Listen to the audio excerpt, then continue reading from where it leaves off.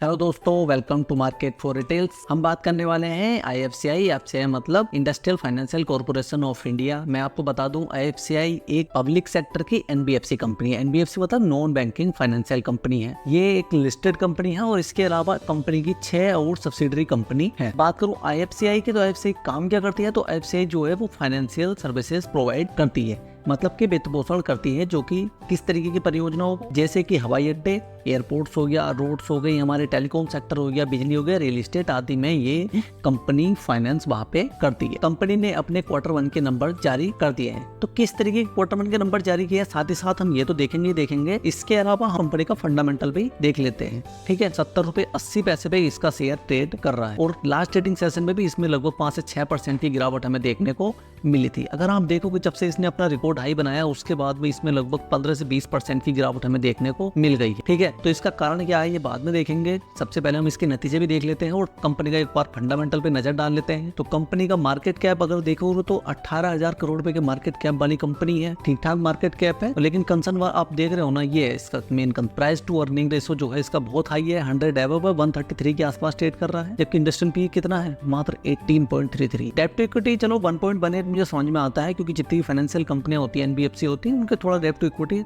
High range में चला जाता है, 2 से 3 से 4 तक पहुंच जाता है। ये इतना कंसर्न वाली बात नहीं है, लेकिन कंसर्न वाली जो मेन बात है वो है रिटर्न ऑन इक्विटी। मात्र 2% का रिटर्न ऑन इक्विटी है, 2 से 3% का रिटर्न ऑन इक्विटी। एटलीस्ट कम से कम 10% से अब तो होता ही होता, अगर एक अच्छी कंपनी वहाँ पे हमारी होती है तो।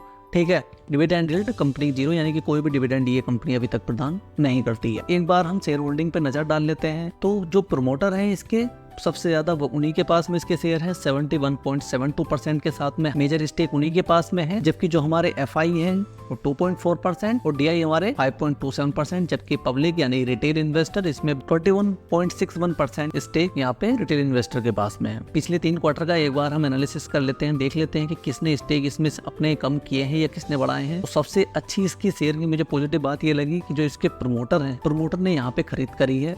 वो कितनी करी है, लगभग 1 से 1.5% की 1.40% के आसपास की यहाँ पे इन्होंने खरीद करी है और अपने स्टेक यहाँ पे खरीदे। इसके अलावा अगर एफआई देख रहे हो तो एफआई ने भी एक मामूली बढ़त यहाँ पे बनाई है, यानी एफआई ने भी थोड़े बहुत स्टॉक यहाँ पे खरीदे हैं, जबकि डीआई ने मामूली स्टेक यहाँ पे निकाले। इसके अलावा सबसे मेन चीज जो देखने वाली बात हो रही है, गवर्नमेंट के स्टेक अगर आप देख रहे हो ना, 4% से करके कितने आ गए, 3.3%। जबकि हमारे जो रिटेल इन्वेस्टर हैं उनकी भी हमें स्टेक होल्डिंग में हमें यहाँ कमी देखने को मिल रही है, वो 1 से 1.5% के आसपास। अब कंपनी के एक बार हम सबसे पहले Q1 के नंबर्स पर नजर डाल लेते हैं। तो कंपनी की जो टोटल रेवेन्यू रहा है ना, 123 करोड़ रुपए, जबकि पिछले साल सेम ईयर क्वार्टर में कितना रहा था, ये 77 करोड़ रुपए। तो यहाँ पे एक अच्छे खासी आपको देख रहा होगा कि रेवेन्यू में देखो कितनी अच्छी बढ़त हासिल की। लेकिन एक बार इसके लास्ट जो क्वार्टर था उस पर अगर आप नजर डाल रहे हो ना, तो 436 करोड़ रुपए के मुकाबले 123 करोड़, यानी कि ये ईयर ऑन ईयर बेसिस पे तो अगर आप देखोगे तो रेवेन्यू ने अच्छी खासी ग्रोथ दिखाई है, लेकिन उतनी ही उससे कहीं ज्यादा कमी हमें क्वार्टर बेसिस पे देखने को मिल रही है। अब ऑपरेटिंग एक्सपेंसेस जब रेवेन्यू जनरेट नहीं किया तो ऑपरेटिंग एक्सपेंसेस में सीधी सी बात है हमें कमी देखने को मिलेगी। कोई इसमें बड़ी बात तो यहाँ पे है नहीं, है ना। तो इस कारण हमारा ऑपरेटिंग प्रॉफिट थोड़ा यहाँ पे ज्यादा हो जाएगा, मार्जिन हमारे थोड़े बढ़ जाएंगे। लेकिन अब देखो यहाँ पे देखो प्रॉफिट बिफोर टैक्स, देखो 2 ही चीजें हमारी यहाँ मेन हो जाती है ना ऐसे में। एक तो रेवेन्यू कितना जनरेट कर रही है, इसके अलावा प्रॉफिट कंपनी कैसा कर रही है। तो 36 करोड़ रुपए का लॉस कंपनी ने किया, जबकि पिछले साल सेम ईयर 170 करोड़ रुपए का किया था। तो आपको दिख रहा होगा कहीं ना कहीं लॉस यहाँ पे कम होता हुआ दिखाई दे रहा है और बेसिस पे। लेकिन आप ये भी तो देखो, लास्ट क्वार्टर में 328 करोड़ रुपए का प्रॉफिट किया था कंपनी ने और यहाँ पे 36 करोड़ का लॉस।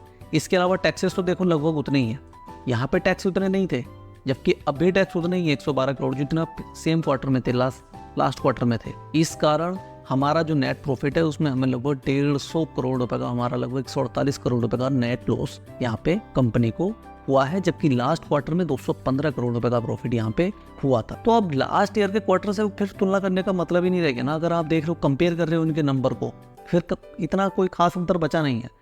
लेकिन अगर आप लास्ट क्वार्टर से देखो तो कहीं ना कहीं हर चीज में हमें इसकी कंपनी की कमी दिखाई दी है। ईयर ऑन ईयर बेसिस पे हमें दिख रहा है कि ग्रोथ करी है कंपनी ने, लेकिन हमें क्वार्टर ऑन क्वार्टर बेसिस पे कहीं ना कहीं बहुत ही गंदे नंबर यहाँ पे हमें देखने को मिले हैं कंपनी के। थोड़ी सी जो अच्छी चीजें हैं उनको देख लेते हैं एक बार। एडवांटेज क्या है कंपनी के, कंपनी ने क्वार्टर नंबर जारी किया है वो भी ईयर ऑन ईयर बेसिस पे। ठीक है, सिर्फ ईयर ऑन ईयर बेसिस पे, क्वार्टर ऑन क्वार्टर बेसिस पे अच्छे नंबर नहीं है कंपनी के। लेकिन जो मैंने आपको बताया था कि प्रमोटर होल्डिंग जो है वो इंक्रीज हुई है 1.40%। ये एक अच्छी पॉजिटिव न्यूज है कि जब जब प्रमोटर अपने शेयर खरीदता है ना तो कहीं ना कहीं कंपनी के प्रति आपका विश्वास जगता है। अब कंसर्न भी देख लेते हैं, वह डिसएडवांटेज क्या है। तो एक तो देखो, स्टॉक जो ट्रेड कर रहा है वो कम से कम 4 गुने के आसपास ट्रेड कर रहा है अपनी बुक वैल्यू के, है ना, सबसे बड़ा कंसर्न। इसके अलावा पुअर सेल्स ग्रोथ हमें देखने को मिल रही है पिछले लास्ट के 5 सालों से लगभग 6 से 7% की, है ना।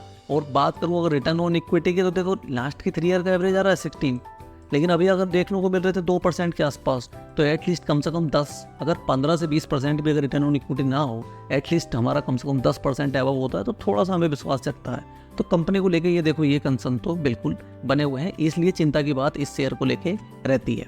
देखो ये तो अलग बात है कि कंपनी ने पिछले 1 साल में 370% से ज़्यादा का रिटर्न दिया है इस शेयर ने, लेकिन आप देखोगे तो पिछले 6 महीने में एक हाई बना के फिर इसने लो बनाया, उसके बाद में एक अच्छी बढ़त देखने को मिली थी, लेकिन अब फिर से कंपनी कहीं ना कहीं यहाँ पे हमें गिरावट देखने को मिल रही है। और इस रिजल्ट्स के बाद में हो सकता है कि कंपनी में थोड़ा गिरावट देखने को मिले, और अगर मार्केट के जरा भी सेंटीमेंट चेंज होते हैं या मार्केट का मूड खराब होता है, थोड़ा हमें मार्केट में करेक्शन देखने को मिलता है, तो जो हमारे इस तरीके के स्टॉक होते हैं या पेनी स्टॉक होते हैं, या फिर इस तरीके के स्टॉक जो नंबर्स अच्छे नहीं आ रहे लेकिन बहुत ज़्यादा भाग गए हैं, या फिर ऐसे स्टॉक जो बहुत ही ज़्यादा लगभग 100 टाइम मल्टीपल पीई पे काम, ऐसे स्टॉक में ज़्यादा गिरावट होने का खतरा हमेशा बना रहता है। तो जो 300-350% ऑलरेडी प्रॉफिट बुक कर चुके हैं, तो वो यहाँ से हो सकता है कि थोड़ा अपना पैसा वहाँ निकाल के सेव करेंगे। बेहतर यही रहता है ऐसी जगह पे, जो 100% अगर प्रॉफिट ले चुके हैं वो थोड़ा पैसा निकाल के सेव करें, वही ज़्यादा बेहतर कंडीशन है। और जो नए इन्वेस्टर इन्वेस्ट करने की सोच रहे हैं, उनको इसमें ऐसे शेयर में थोड़ा सा संभल के इन्वेस्ट करना चाहिए। ठीक है, तो आज के लिए बस इतना ही। वीडियो अच्छी लगी हो तो लाइक करें, शेयर करें अपने दोस्तों के साथ में। चैनल पे नए हो तो सब्सक्राइब जरूर करें। मिलते हैं नेक्स्ट वीडियो में। Thank you.